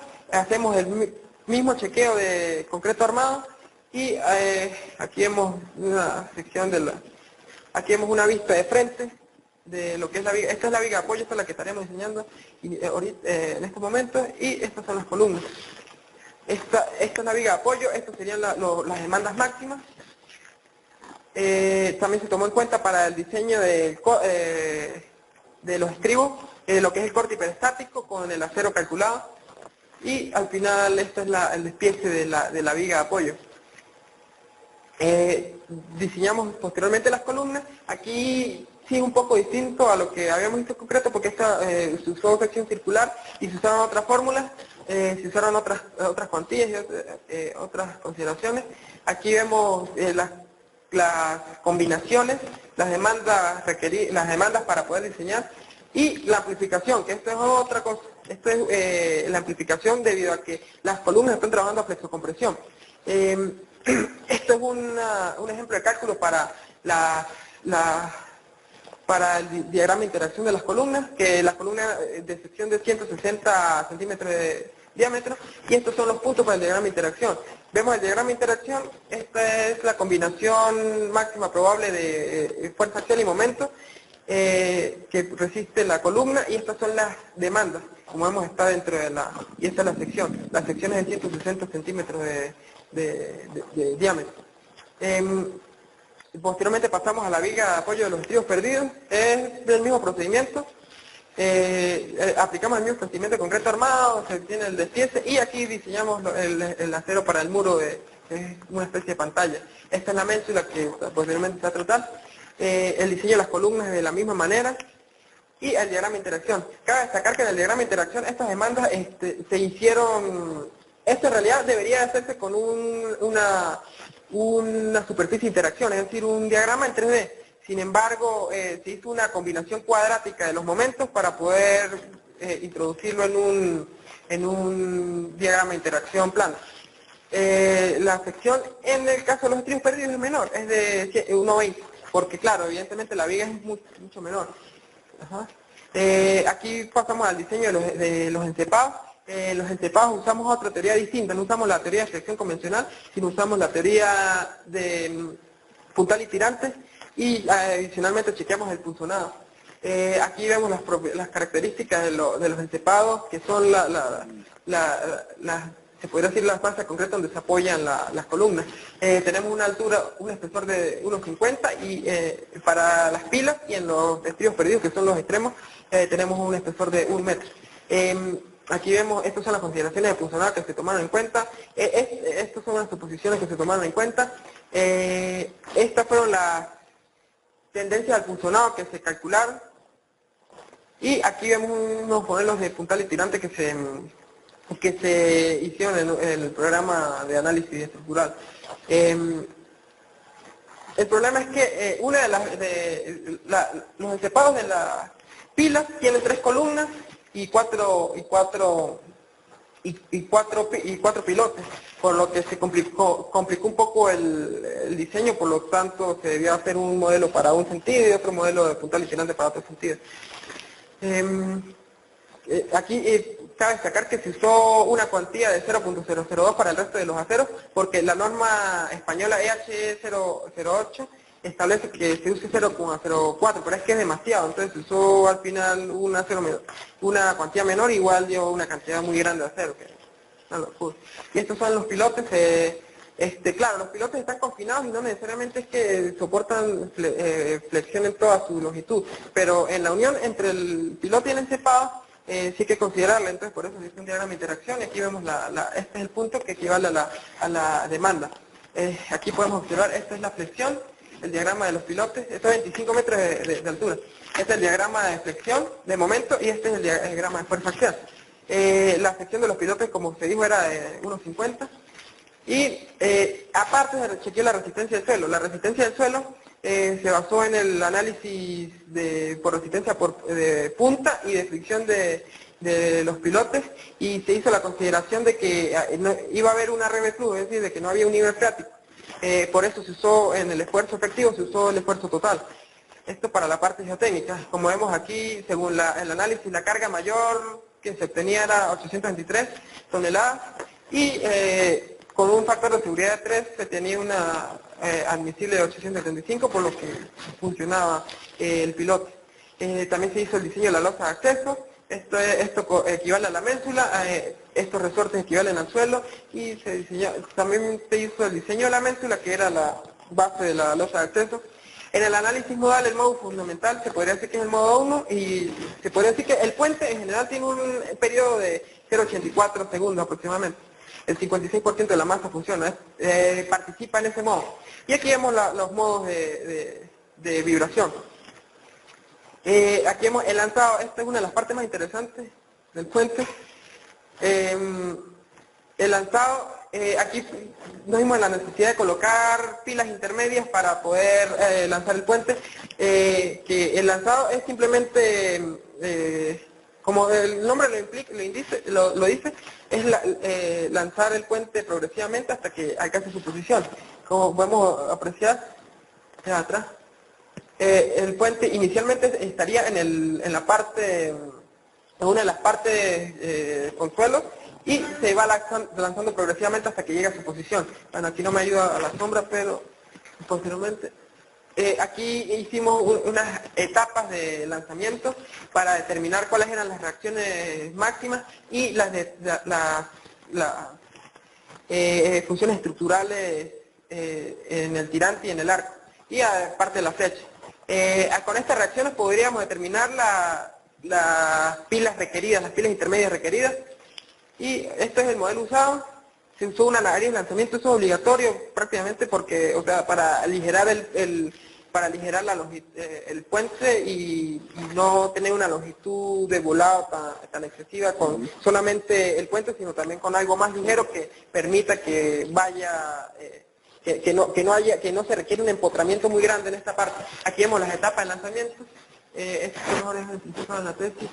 muy interesante porque a medida que va transcurriendo van cambiando las funciones estructurales, es decir, va cambiando el momento. Por ejemplo, el tirante trabaja a flexotracción, pero en algunos momentos trabaja a compresión, o sea, a compresión pura. Y aquí vemos la nariz de lanzamiento. Estas son las pilas intermedias, estos se requieren para el lanzado del arco. Posteriormente hacemos el lanzado de la viga de 30 metros, con una nariz de lanzamiento también. Aquí como es menor la longitud y se requiere un contrapeso para poder, para que el puente no se caiga, porque evidentemente si vamos lanzando el puente, él va a tender a moverse hacia abajo. Y es muy interesante el análisis. Aquí podemos apreciar, claro, aquí hay un mecanismo muy elaborado de gatos verticales que reciben esto, la nariz de lanzamiento pasa, se quita, etcétera. Y se requiere un contrapeso. El contrapeso por aquí creo que está calculado, se requiere, creo que es, no, atrás, se requiere un contrapeso de, no, atrás. No, sí, se requiere un contrapeso, atrás. Se requiere un contrapeso de, creo que es como 110 toneladas para garantizar que la viga, en este caso, trabaje como un empotramiento y no simplemente apoyada. Es muy interesante, lástima que está la última parte. Y aquí esta es la ubicación, y aquí esto es importante, por eso es que no se quería colocar una viga muy alta, porque como se requerían unas pendientes de terraplén más o menos exigentes, como por ejemplo 1,5 o incluso menor, esto aumentaría considerablemente. Por ejemplo, según las estimaciones que se hicieron, se requerían en este sentido 590 metros de terraplén. No sé, bueno, yo propuse de todas maneras, pero aquí en este caso 663 metros. Y aproximadamente, ¿cuánto tiene de altura? Como 8 metros. Habría que medir la altura. Entonces, eso es algo muy considerable. Entonces, si se aumentaba un poco más de altura, aumentarían los costos. Aparte, lo que se planteó, el terraplén permeable, para que cuando haya una época crecida, el agua pase a través de los terraplenes, de las alcantarillas, que en el puente se idealizan como una especie de arco que está por debajo del terraplén, y para que no afecte. Aquí vemos el proceso de montaje. Este sería el proceso de montaje. Esa es la nariz, quedó chino. Y ese es el contrapeso.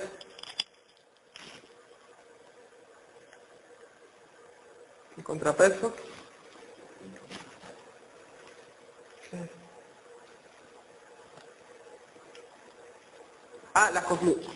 Podemos concluir que atrás, no me acuerdo. Atrás. Podemos concluir que mediante el análisis de fotografía es posible determinar de una manera aproximada los márgenes de inundación de un río. Aparte, se requiere que para un análisis un poco más exacto desde el punto de vista geotécnico, lo que es el perfil geotécnico, en este caso se contaba, era con datos de una tesis anterior, de la compañera Stephanie, de Monsalvi Ramírez, en este caso, y por eso se tomó en cuenta un factor de seguridad de 3. La vida útil de este puente es al menos 100 años. La norma sísmica aplicable es la de William Lobo Quintero, la propuesta por el doctor William Lobo Quintero, porque la norma sísmica vigente actualmente en Venezuela es para edificios principalmente. Y se puede decir también que con planchas comerciales de acero A36 se puede construir un puente de una gran envergadura, o bueno, yo pienso que es de gran magnitud, aunque hay puentes mucho más largos, porque por ejemplo el tramo de 90 metros considero que es grande. También podemos decir que con el lanzado, para el lanzado del puente se requiere de manera obligatoria una nariz de lanzamiento, y que el espectro de respuesta obtenido otorga al puente una aceleración de 0,25 aproximadamente a 0,13 de veces la gravedad, y el periodo fundamental es de 0,84. Aparte, la fuerza de frenado induce fuerzas muy grandes, por lo que al final se tomó en cuenta un brazo un poco menor de lo que establece la norma AREMA, porque las fuerzas que ejercen son demasiado grandes. Los modelos planteados de cimentación son más realistas que un empotramiento convencional, porque aquí se consideraría lo que es la interacción con el suelo. Claro, no es un modelo lo que se llama Barkan o otro tipo de modelo de suelo, pero más o menos toma la hipótesis de suelo. Y también se supuso que iba a haber una socavación de 5 a 6 metros, pero eso no necesariamente puede ocurrir si se toman en cuenta medidas preventivas, es decir, se rellenan, se coloca enrocado en la parte que con el empleo de soldadura se puede aprovechar de mejor manera la resistencia, eso es evidente, y los rigidizadores de apoyo permiten evitar abolladuras o indicios de pandeo local en elementos metálicos. Y también cabe destacar que en el programa no se modelan los aceros superiores por rotación y temperatura, y ellos aportan buena parte de la resistencia, aproximadamente 6%.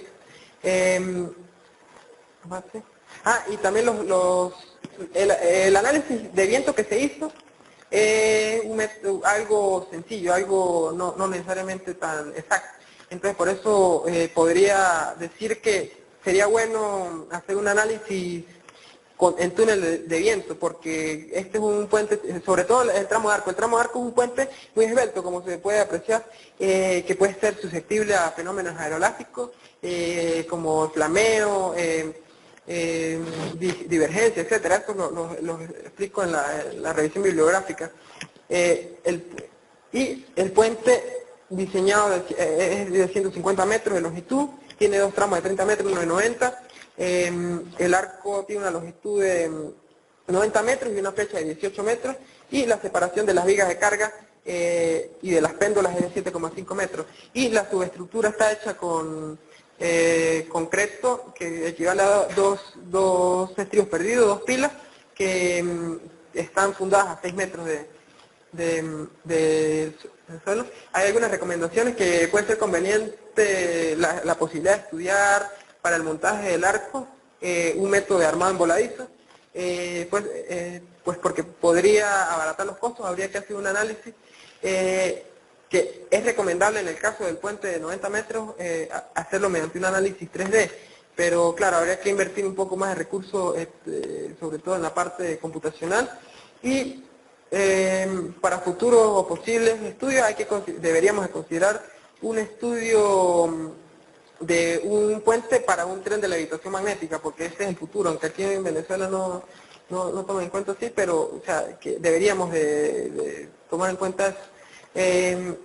Y hay que desarrollar trabajos para que podamos tener nuestras propias normas. Aparte, esta es copia de la recomendación de la compañera Stephanie, que es reinsertar la materia puentes, porque es muy importante, es muy, bueno, por lo menos a mí me gusta mucho. Y aquí tenemos unos pensamientos que me dijeron que a veces tienes que correr antes de aprender a caminar, del señor Starr, que Dios lo tenga en la gloria. Y posteriormente tenemos otro pensamiento. Pues es que me dijeron que colocar algunos pensamientos. Cuando luchas con un problema es cuando en realidad lo entiendes. Y yo luché mucho, no necesariamente lo entendí del todo, o traté de entenderlo, tal vez me falten muchas cosas por aprender esto, pero luché mucho. Y si algo es suficientemente importante deberías intentarlo incluso si el posible resultado es un fracaso. Eso es y lo más importante. El día que entendamos que el ingenio es más importante que lo que tenemos debajo de nuestros pies, es decir, las riquezas naturales, podremos dejar de usar códigos extranjeros para resolver nuestros problemas y empezar a innovar, rompiendo por completo con los esquemas de lo corriente y lo tradicional. Y ya después de...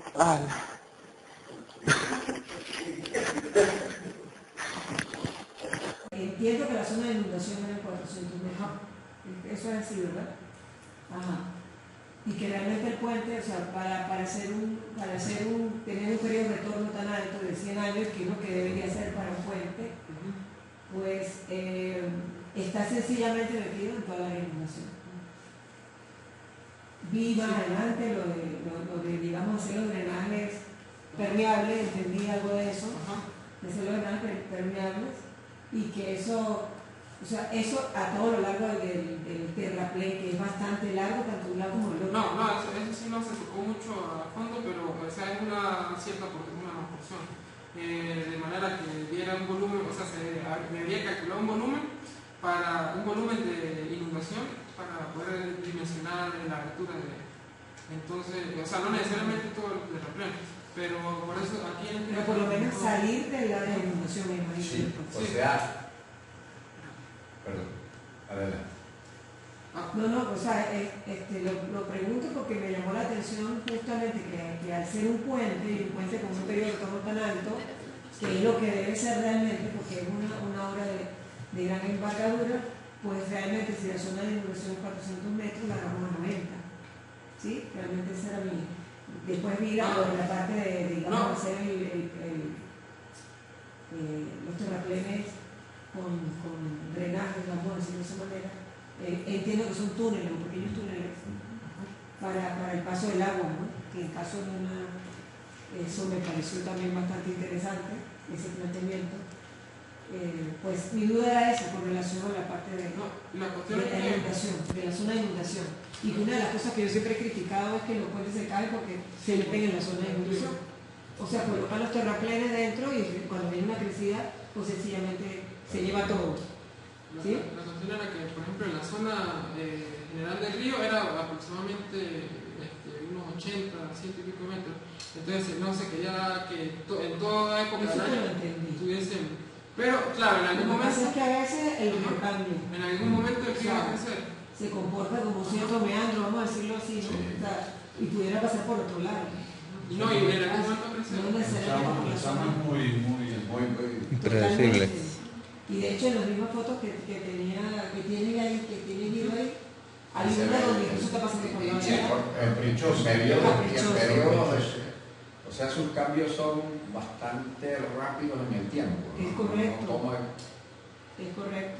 Entonces, claro, quedé con la preocupación justamente porque en este momento está a lo que está, pero pudiera cambiar. Sí. O sea, pudiera de cualquier momento venirse por la parte de atrás donde está el terraplén, por ejemplo.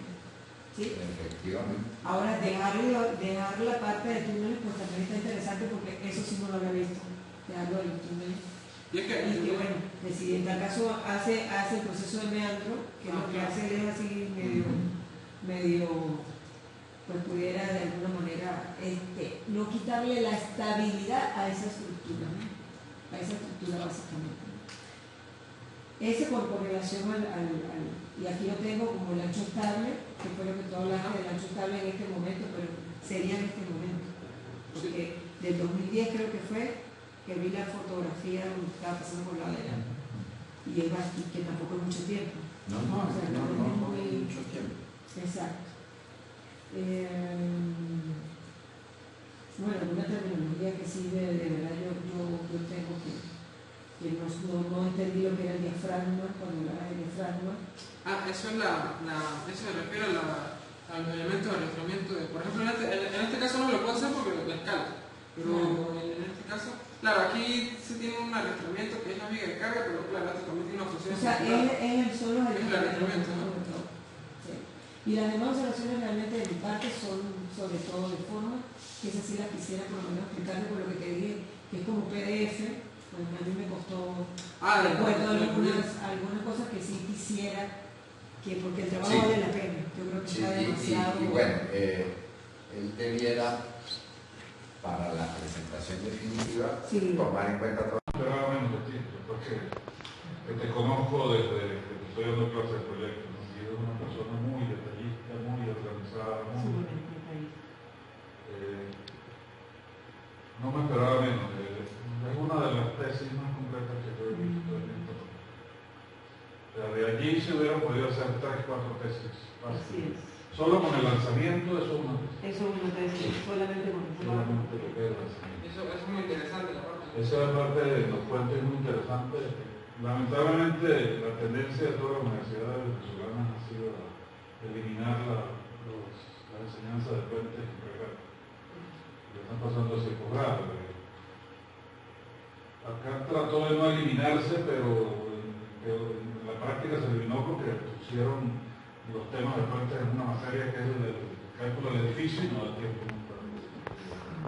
Bueno, viviendo, de verdad que sí, yo te felicito y me alegra mucho ver que todavía hay estudiantes acá en la facultad que tienen este nivel de entrega con su trabajo, con su investigación, con ese tipo de cosas. Yo aquí no esperaba menos de ti. Y bueno, te auguro un futuro muy brillante en tu ejercicio profesional. Supongo que vas a continuar con esta manera de ser tan detallista, que te gusta hacer las cosas bien hechas, que te gusta entregar las cosas a tiempo, en lo que llevamos el semestre yo me he dado cuenta de cómo es esto. O sea, hubo muchas cosas que no te dio tiempo a explicar y yo entiendo que tú hubieras querido estar aquí 3 o 4 horas explicándolo todo. Una cosa. Mis observaciones también son de forma, básicamente, no sé si son del PDF. Por ejemplo, tú tienes muchas figuras que se salen de los márgenes, pero no sé si es el PDF las figuras se salen de los márgenes del documento, hay otras que no están centradas, hay algunos títulos que quedan solos y no pasan. Pero eso yo no sé si es el PDF, yo el Word no lo reviso. Lo que sí viene mal, perdón porque lo interrumpa, con relación a las figuras, es que no las mencionas. O sea, de hecho, yo vi eso del flameo y toda aquella cosa, tal vez quise ver la explicación en la parte de la teoría, pero no había una referencia que me llevara del texto a la figura. Entonces, porque eso realmente es nuevo, ¿no? Para mí es nuevo, para mí, digamos que no soy del área de escritura, era nuevo y yo quería, pues me interesó. Y no lo pude ver en algunos casos. O sea, todas las figuras no estaban referidas. No están referidas. Eso es importante. Las figuras que algunas sí, pero no. Hay que tratar de referirlas todas. Yo aquí escribí algunas cositas, preguntas tendría muchísimas de lo que he hecho. Tú sabes que a mí me gusta mucho la parte de modelado. A mí me preocupa por qué no modelaste todo 3D. O sea, tú dijiste hace rato no correría. ¿Por qué no correría un modelo completo en 3D?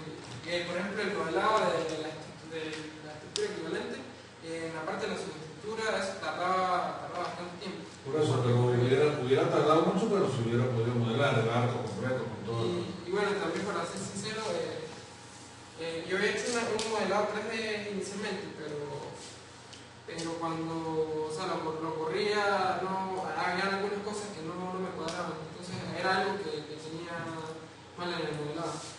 Entonces también falta experiencia en la parte. Claro, el programa es algo nuevo para ti. Sí, es Bridge que se usa. No, el de puente de vigas sí se podía modelar 3D porque eso era es como una herramienta rápida para eso, pero el problema es el arco se claro, el programa tiene una ayuda que te va llevando para modelar puentes sencillos, pero se pudo haber modelado, a lo mejor hubiera obtenido hubieras obtenido algunos resultados un poco, por ejemplo, algunos efectos que no tomas en cuenta si modelas el arco plano. Sí, por ejemplo, la torsión. Por ejemplo, la torsión, si Ricardo nos ha retirado en el proyecto. Entonces yo creo que sí se pudo haber hecho, a lo mejor hubiera tardado más, a lo mejor hubiera hecho falta una máquina mucho más rápida, pero no, se hubiera podido haber hecho un modelado 3D para otra cosa. Me llamó mucho la atención también que tú no dejaste que el programa te diseñara, sino tú diseñaste todo a mano, absolutamente todo, pero absolutamente todo, ¿no? Yo creo que ahí no quedó nada por diseñar, tal vez el muro de tierra armada. Porque también el problema de la... Sí. Por lo que es una patente, si no da hasta el muro de tierra armada, me imagino que lo hubieras diseñado a mano. Fuiste bastante detallista con todas esas cosas. Tú dijiste que la deflexión del tirante admisible eran 14 centímetros. Sí. Eso no es como mucho. Yo creo que en un ferrocarril no debería haber la deflexión muy pequeña. Es 90 entre 6 y 40. Pero sí, pero 14 centímetros no se puede descarrilar. No, es 90 entre 6 y 40. Porque me llamó mucho la atención. O sea, la fracción como... Sí, no, yo sé que la fracción, pero viendo el número en el valor absoluto. 14 centímetros son 14 centímetros. Pero 14 centímetros en una cuadra. Pero aparte también tiene el balasto, que eso ayuda un poco a... ¿Cuánto da más o menos por metro cuadrado? Por metro lineal es muy chiquitito. Sí, es sobre algo, sobre un número. Sobre el 40. Es 40. Para la segunda regla. Sí. Esto está hecho con normas americanas, ¿verdad? Sí.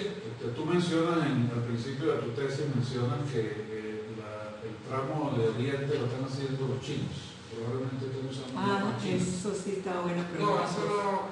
que sí. No, sí, pero que digo yo que tú no te preocupaste por buscar qué diferencia tenían las normas chinas con las normas americanas o con las europeas, porque las europeas deben ser otras también. Las europeas ya tenían una, creo que era la española.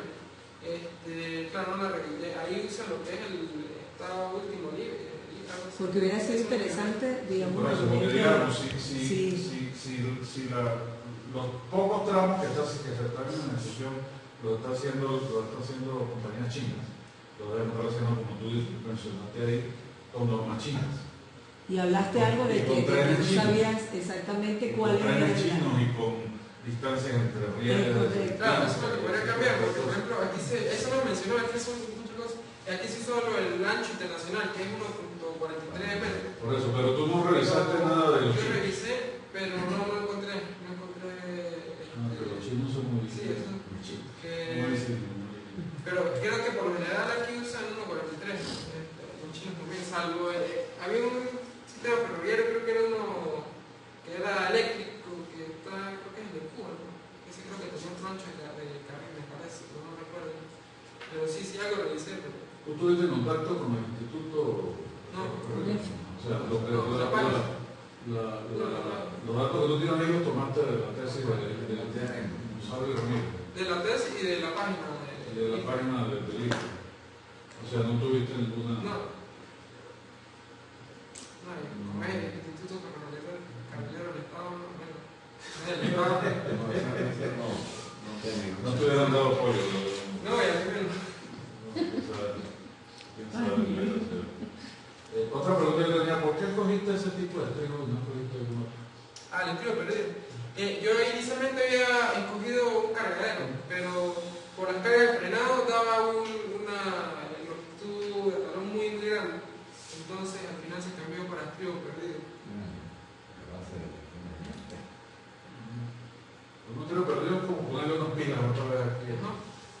Porque, claro, también lo que pasa es que inicialmente estaba tomando el brazo, que era el frenado, que era 2,5 metros, o sea, estaba mayor. Después igual tomé un poco menor, pero... Otra cosa que tú mencionas en tu escrito que me quedó, después que hablaste, no quedé muy claro, tú hablabas que tú habías usado superposición.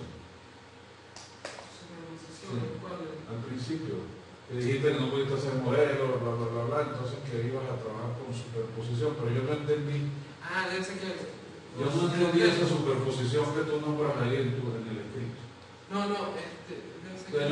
principio entendía que tú habías calculado el tramo de 30 metros aparte y aquella parte iba a superponer efectos, pero después veo que hiciste un modelo equivalente. O sea, cuando tú calculaste las pilas... Ella me acuerdo eso porque, claro, porque yo calculé el tramo de 30 metros aparte, me llevé la reacción y calculé el tramo pero para calcular las pilas, por ejemplo, ¿tú usaste eso o usaste el modelo ese equivalente? Usé el modelo equivalente, pero le metí las cargas que daban en los otros modelos. O sea, sí usaste ahí la superposición. Sí, o sea, pero de las cargas. O sea, superpuse las cargas y después modelaste. Porque, claro, los elementos equivalentes, eso no tiene peso. Esos son solamente como para la rigidez. Solo rigidez. Eso no tiene peso. Y, claro, lo otro sí tiene peso, la columna, entonces sí, modeló con peso. Es interesante ver un modelo tridimensional, pero me parece muy bien lo que hiciste, que no hiciste caso a un programa, sino tú mismo enseñaste todo. Bueno, yo vuelvo a felicitarte de verdad y vuelvo a repetir lo que dije, no me esperaba menos de ti. Y bueno, te auguro mucho éxito en tu futuro profesional. Espero que este semestre logre culminar algún día para que puedas terminar con lo que... Felicitaciones. Perfecto. Bueno, yo, al igual que ya lo mencionó anteriormente ustedes, creo que debo felicitar a Guido por su trabajo de excelente factura, muy detallado, muy llevado cuidadosamente. Y bueno, ya a mí me pasó al revés que hablar, pues ya yo sabía cómo era Guido porque también lo tuve de alumno en hacerlo. Mis observaciones de forma ya se las había hecho más o menos llegar. Algunos comentarios simplemente. Cuando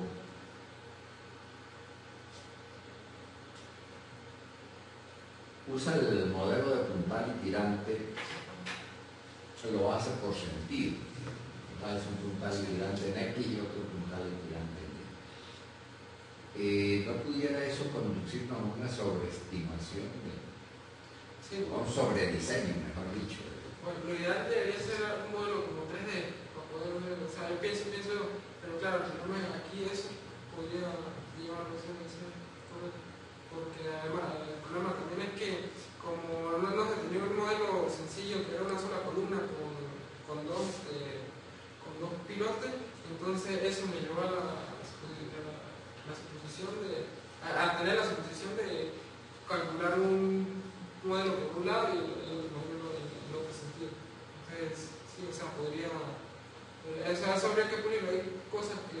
Sí, no, pero me gustaría hacer la acotación de ese punto porque pienso que vamos a terminar con un elemento sobrediseñado. El acero. Sí, vamos a cargarle mucho la mano. Y el otro punto en esa misma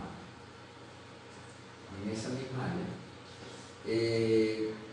usted hizo un modelo que tiene el espectro que obtuvo de las normas, de la propuesta normal del Dr. Lobo.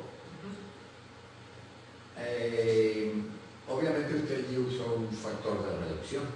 1. ¿Perdón? El factor 1. No, si usa 1 lo está poniendo elástico. Porque como está diciendo la función, entonces por eso. Pero yo solo necesito, incluso 1 es un castigo muy excesivo, porque usted no está aprovechando para nada la utilidad de sus pilotes, que usted les puso switch y les puso... O sea, ellos tienen una capacidad de incursionar en el rango inelástico. Y tanto la AREMA como la ASTO nos mandan a ser cuidadosos con la unión pilote-cabezal. Allí la exigencia es más elevada porque factible que allí se nos produzca la articulación. Vamos a articular justo allí en ese punto. Pero ya cuando yo me meto en la tierra con el pilote, pues yo tengo una serie de interacciones que hacen que seguramente yo no tenga el requerimiento ese de mantenerme tan cerca de un comportamiento elástico. Yo allá abajo puedo permitir más libertad de funcionar en el rango inelástico. Entonces, quizás sería prudente usar en la parte inferior del pilote un factor de reducción mayor, no se pone tanto al rango elástico. O sea, usar por ejemplo en la parte que es la columna, en la parte superior un factor, por ejemplo 1 y abajo, sí, bueno, 1 es mucho castigo, esto pide 2 y después abajo pudiera haber bajado. Porque había unas bibliografías donde decían que por ejemplo para lo que es la estructura, por lo general se usaba 1 para hacer la extensión del elástico. Estás del lado de la absoluta seguridad, pero volvamos al viejo refrán que decía que el ingeniero es el que hace con un bolívar lo que cualquiera hace con 2. Bueno, ya no debo mencionar Bolívar, porque en la mañana había guerra y Bolívar es... pero bueno, en todo caso, creo que tanto en el cabezal como en el pilote estamos siendo excesivamente conservadores. Cosa que si bien desde el punto de vista de la seguridad nos favorece, desde el punto de la economía no nos están tan beneficiosos. Eso solamente como observación en ese punto. Me pareció de nuevo muy interesante lo del lanzamiento. Y es un punto que hay que manejar con cierto cuidado, porque en algún puente sobre el río Apure el lanzamiento no fue bien llevado y terminaron chocando con la pila cuando estaban haciendo el lanzamiento. Con la flecha. ¿Perdón? Sí, se inclinó más de lo debido y cuando llegaron por debajo del nivel. Pero bien, en todo caso, pues, insisto en mis felicitaciones, las observaciones estas son, digamos, para tratar de equilibrar seguridad con economía, que creo yo que es el justo, el punto considerable. Felicitaciones, Guido. La verdad que fue muy grato verlo desarrollar su trabajo, ver cómo, por ejemplo, en el modelado lograba sortear las dificultades esas del 3D, de cilindro en todo. Y su sustitución a mí me pareció un raso. Un último detallito, pues, ahorita, el espectro que tú nos mostraste ahí fue el que usaste para la superestructura. No, porque en la superestructura no, o sea... Ese espectro tenía Por eso. No, pero en la superestructura no, o sea, no sé... Creo que sí. No, en el trabajo. O sea, se había estimado como una fuerza equivalente. Una fuerza equivalente para asumir que es lo que actúa como una fuerza horizontal en el puente para... Pero no sé, ese es el problema, que no sé... al no haber hecho el modelado en 3D no podía considerar los efectos así. Y la otra cosa, en el lanzamiento, en cada una de las etapas tú revisaste los esfuerzos en todos los elementos.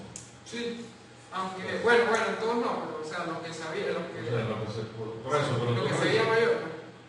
Sí, porque por eso digo, ese es solo lanzamiento o un trabajo. Es un trabajo.